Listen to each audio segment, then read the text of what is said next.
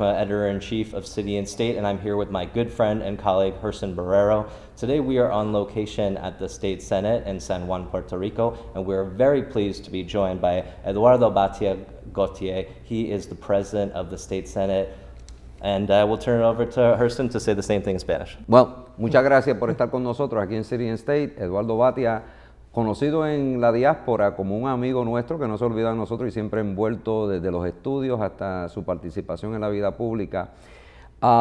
You assumed this role not only becoming a senator after serving with, in public life with governor and dealing with the politicals of modern age here in Puerto Rico. You were elected a senator, then you become the president of the Senate. In that capacity,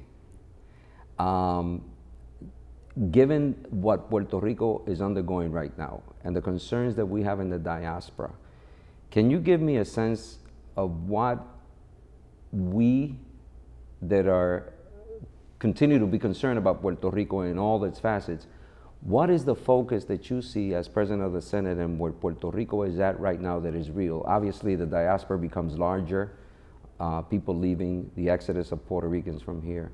And in that context, what is it that Eduardo Bhatia, as a Puerto Rican who is somewhat in control of what the body politic is here, what can you tell us and what should we be looking for? I think two things. I think it's important that we recognize the challenges that Puerto Rico has right now, and that Puerto Rico is not alone. Other nations of the world have had similar challenges. Even the city of New York in the 1970s had a similar challenge. So the book, the manual on how to do and how to deal with some of our challenges is out there.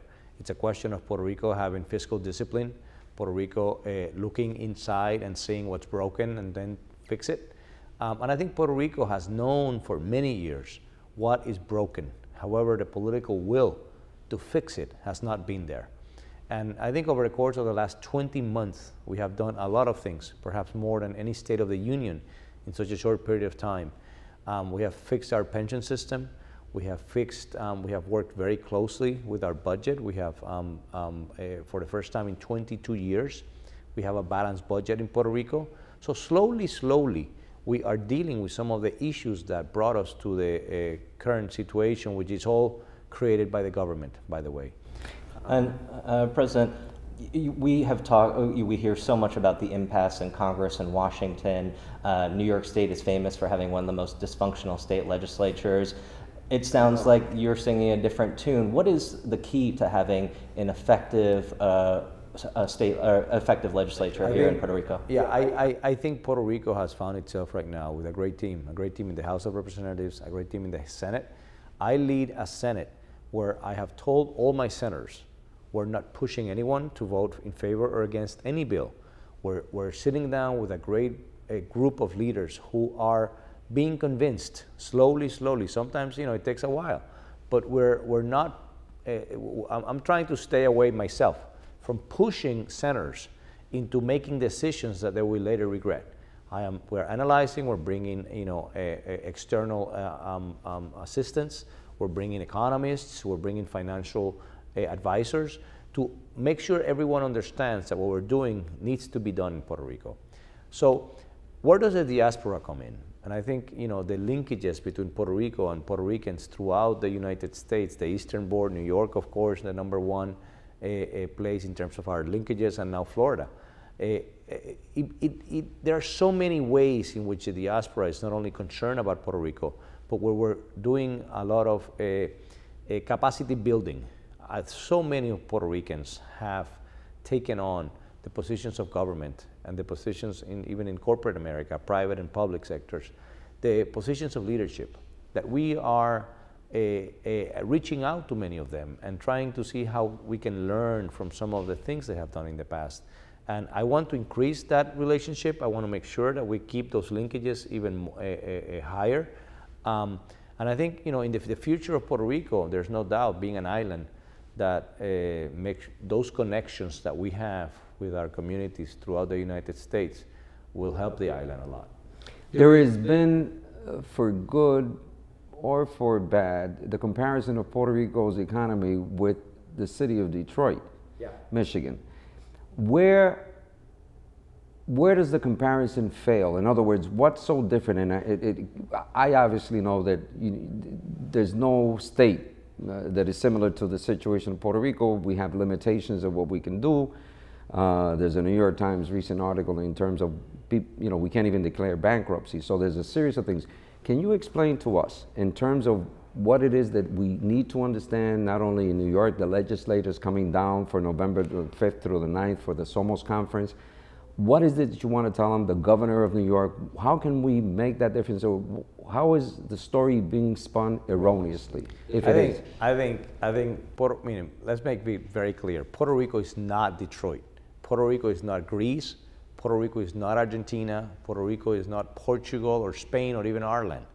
I think there's a gross exaggeration by people mostly in the New York financial sector to try to exaggerate the condition of Puerto Rico as a strategy to make bonds of Puerto Rico cheaper, buy them cheap, look at what happens over the course of the next few months, and then sell them at higher prices. I think there's a strategy behind all of the editorials that have come out, all of the information that has come out, and to be honest, I think it's utterly unfair for some of the rating agencies to give Puerto Rico the kind of rating similar to Detroit, when Puerto Rico is nowhere close to defaulting on its payments. Puerto Rico has the ability to pay for its loans. Puerto Rico can pay for its loans, and perhaps in one of many categories, Puerto Rico will have to restructure its loans to make them a little bit longer, that's all. But that doesn't mean that Puerto Rico is bankrupt. That doesn't mean that Puerto Rico cannot pay its loans, and that doesn't mean that the economy of Puerto Rico has slowed down its pace like Detroit has, to the extent where we are afraid that something is going to melt down. That is not true.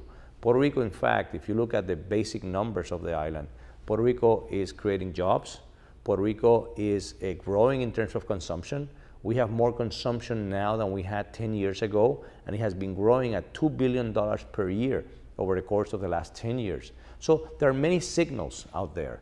I think we have to restructure our tax policy, and that's exactly what we're doing right now. From the manual that I talked about before, we're restructuring Puerto Rico and placing Puerto Rico in the international market, having done a lot of updating to what our government structure looks like. But that's exactly what we have to do, and we're doing it. Puerto Rico is, will come out of this slump in the next 18 months, 24 months. And it's open for business, and it's still a great place to make business. It's still cheaper to produce and manufacture goods in Puerto Rico than it is in most of the states of the Union. And we should continue the path of generating jobs and getting economic activity on the island.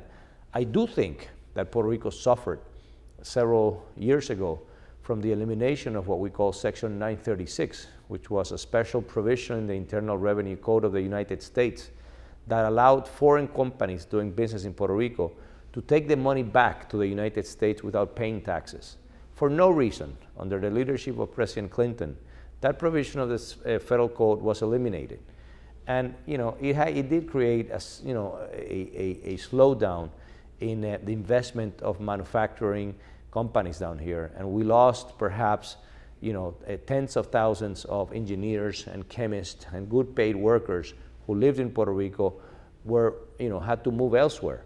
And that was a problem. And I think we're right now going back to seeing investments. Lufthansa, for example, the largest airline in the world, has established its largest facility in the Western Hemisphere here in Puerto Rico now over the course of the last few months. And we're seeing a number of pharmaceutical companies expanding its operations on the island. Yeah, I was very struck by what you're saying, that you're basically saying that there is a concerted effort by some interests on Wall Street to sabotage Puerto Rico's economy for their own gain. I mean, do you think that is a widespread understanding among the leaders of Puerto Rico? And what are you trying to do to push back against that sabotage? I have no doubt. I have absolutely no doubt that there was and there is a concerted effort, and it's part of the capitalist open world. There's a concerted effort by some huge hedge funds to make sure that they buy the Puerto Rican bonds at cheaper prices. So what they have done is they have created a whole campaign, starting from the Barron's article down. They have started a whole campaign to depress those prices of our bonds. They have indeed come in and they have bought billions of dollars of the bonds of Puerto Rico. And now there's a whole campaign out there to say that Puerto Rico is looking great and that we're doing the right things, which we are. The prices are coming up, and they will sell them in a short sale, and they will make billions of dollars out of that. Is that allowed in the market? It is allowed. But we have basically, over the course of the 2013 and the beginning of 2014, been the recipients of a smear campaign as a result of the tactics that are used sometimes in Wall Street. And I'm not going to cry over it. I'm just going to face it and say, look, Puerto Rico is open for business. We have our fundamentals. Anyone who wants to do a serious analysis can come look at Puerto Rico. We are creating jobs. We have we can help investors make money in Puerto Rico, and we are, in terms of levels of consumption, we are our economy is pretty stable when it comes to that. So the fundamentals are there to realize that recovery is on its way. The free marketplace allows for that, which you understand. Yes, this is capitalism at its best and its worst. However, you as an elected official with connections, you know how Washington operates. You know Washington inside out, and people know you there. You know what the game is. You also now have a national stature in terms of the, which I think Morgan has a question about that specifically, about your role as presiding the National Organization of States. But with regards to what it is, again, the diaspora, there are elected officials.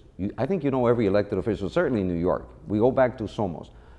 What can they do? What can Governor Cuomo do? What can Bill de Blasio do as mayor? With the largest population concentration not only of Puerto Ricans but other Latinos in the state, what do we need to understand? What can they do to help Puerto Rico in clarifying the real status of Puerto Rico with regards to its economy? It could be devastated. You've done all you have to do. What can the diaspora do? What can elected officials responsibly do? That's an excellent question. It's a great question. I think there are three things that the leadership of the within the Puerto Rican community and outside the Puerto Rican community, the friends of Puerto Rico, or people who in the past have related somehow to Puerto Rico, I think they can do three things. One, and most important, we need people to understand, to take maybe half an hour to understand the basic numbers of Puerto Rico, and to realize and to tell others that Puerto Rico is not Detroit, and Puerto Rico is not going through the same phase as Detroit. Second, we need validators in terms of folks who are out there validating some of the policies that we have undertaken. I mean, we have cut our budget. We have done what it takes. Puerto Rico is walking the walk. Puerto Rico is doing exactly what any financial advisor, serious financial advisor, would tell a government to do. But we need other folks other than Puerto Ricans to say this and to say out there.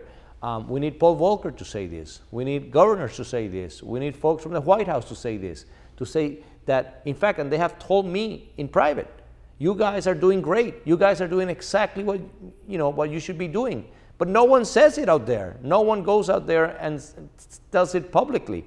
So we need those validators. And third, I think we need right now a group of people outside of Puerto Rico to continuously connect with the island and to keep learning of future events that will take place on the island, so that when investors and others, even though folks want investors to invest in their states, they can also tell them about Puerto Rico. They can also tell them about the good things that we have down here. And I think it's important that we, when we see Puerto Rico, we don't see the glass half empty, but we see the glass half full. And we see how we're moving in the right direction for investors. As Herson mentioned, in addition to being president of the Senate of Puerto Rico, you are also the recently elected president of the National Hispanic Council of State Legislatures. Yes. In that capacity, what are your goals? Well, I think the most important thing for Latinos throughout the United States and Hispanics throughout the United States is to make sure that there is integration in terms of the number of immigrants who are illegal immigrants throughout the United States. And I think the number one goal is to have immigration reform from Washington, D.C. Washington, D.C., the political system is kind of broken these days, and things are not happening in Washington. So our main goal when it comes to the organization throughout the United States is to make sure that all Hispanics, regardless of whether you have an immigration problem or not, and that means Puerto Ricans don't have an immigration problem because we're U.S. citizens, but we are leading the charge through Luis Gutierrez, through other Puerto Ricans. We're leading the charge when it comes to immigration reform in the United States. I am part of that, and I want to make sure that we continue that path. Second, there is a sort of a subset of the immigration issue which has to do with children, the number of children crossing the border. And they have been placed in these detention centers. We are visiting, and I am personally visiting some of the detention centers to make sure that what is happening in those detention centers is not as inhuman as I think it is. And I think it's important that we look at these children as refugees and not as violators of the law. And I think it's important that the United States looks at Latin America as partners and not basically as criminals who are crossing the border.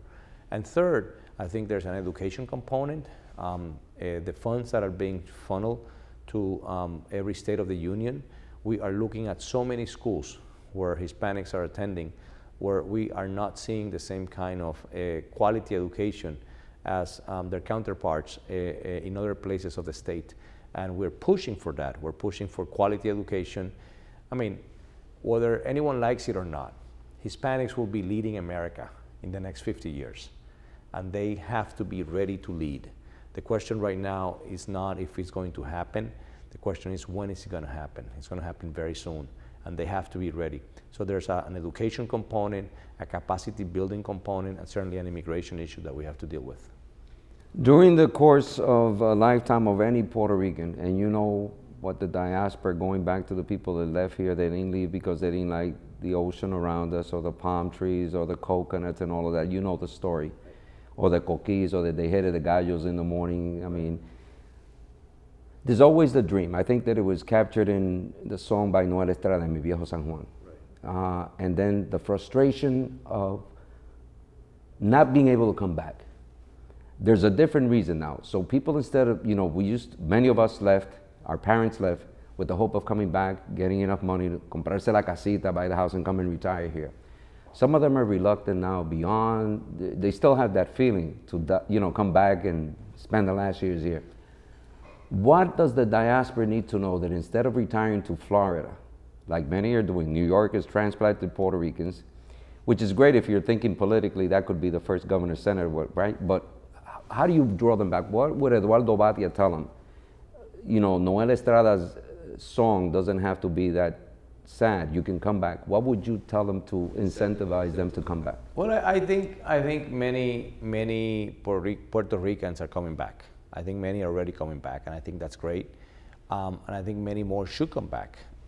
Puerto Rico there is a lot of, in terms of housing, we have some cheap homes right now. The market was a little bit depressed as a result of the slowdown of the economy. So there are some great bargains. Now is the time to come back to Puerto Rico and invest in Puerto Rico. It's a time when you can make a lot of bang based on your buck. So I think hay una oportunidad. It's a great opportunity for many people to come back to the island. And I think many people who are retiring are thinking about it. And we're seeing right now direct flights from Aguadilla, direct flights from Ponce, direct flights from San Juan, 3 different cities in Puerto Rico. Who would have thought are flying back and forth from New York, from Newark. And that's absolutely excellent. Now, let me add one thing. A number of Puerto Ricans who are leaving Puerto Rico, it has to do with the economy, of course, but it also has to do with the demand for bilingual professionals. Those who are leaving right now, if you look at who is leaving right now, you have a lot of young professionals, a lot of prepared people. These are not the poor, peasants of the past. These are professionals who are being captured. If you look at our newspapers, we have pages and pages of ads recruiting our teachers. The city of Baltimore has recruited many of our policemen to go because they need a bilingual policeman. We have a shortage of nurses in Puerto Rico. We prepare our nurses and they leave. Let me tell you about our School of Medicine, where we train our doctors. 100% of our doctors we train in Puerto Rico. The minute they graduate, they're hired at hundreds of thousands of dollars per year. They're hired all over the United States because these are very well trained. These are board certified doctors who are bilingual. So the sort of the change of America, the changing nature of America is also making Puerto Ricans a hot commodity. It's not just sort of the downside of the fact that they are leaving the island, but they are leaving the island because many of them are getting a lot of great jobs out there. So there's a combination of both things. I'm not saying there's not an economic issue, and many who leave Puerto Rico are unemployed, and I will recognize that, but there are many others who are not. And I think that we have to look at both sides of the coin when it comes to that. President, you went to Princeton, you went to Stanford Law, you were a Fulbright scholar. Is that what drew you to the mainland? Was that there was inadequate higher education opportunities in Puerto Rico? No, I wouldn't say that. I mean, but there are some institutions. I mean, and I was honored to have been accepted at some of them. There are some institutions that are world-renowned. I mean, institutions that are on higher education. My mother was a professor at the University of Puerto Rico, and I respect many of my colleagues who graduated from the University of Puerto Rico. It's a great institution. However, I was accepted at some of the other institutions, and I decided to attend them, and I'm honored that they admitted me, and it was a great opportunity for me. And I myself had the opportunity, and perhaps still have the opportunity, of spending more time in the United States. And I decided instead to come back here. I think part of that capacity building that we have to do is make sure that some of our young professionals do come back to the island and do spend time training our people, changing our schools. Our next goal down here is to do a big reform when it comes to schools. I just finished a huge energy reform down here. We're paying the highest energy costs in the United States. And all of that has to do with capacity building of our civil service. So I'm very involved in that. I love what I'm doing, and I certainly hope that we can keep partnering with others. Right now, we just brought from Maryland some of the governor's assistants who have moved to Puerto Rico to help us work in some of the federal procurement. And we hope to bring some more folks from New York. I think it's important that we keep partnering with those who have walked the same path before. Senate President Eduardo Bhatia Gautier, thank you so much for your time, and thank you for welcoming us to your beautiful office. Thank you. It's great to see you here. Come back more often and have fun down here. We'll see you on the road to Somos. We will be. I will always be at Somos. I have been going to Somos nonstop since 1997. So I'm happy to be back at Somos, and I enjoy every minute I'm there with my colleagues from state government and my colleagues from city government. Thank you. Appreciate it.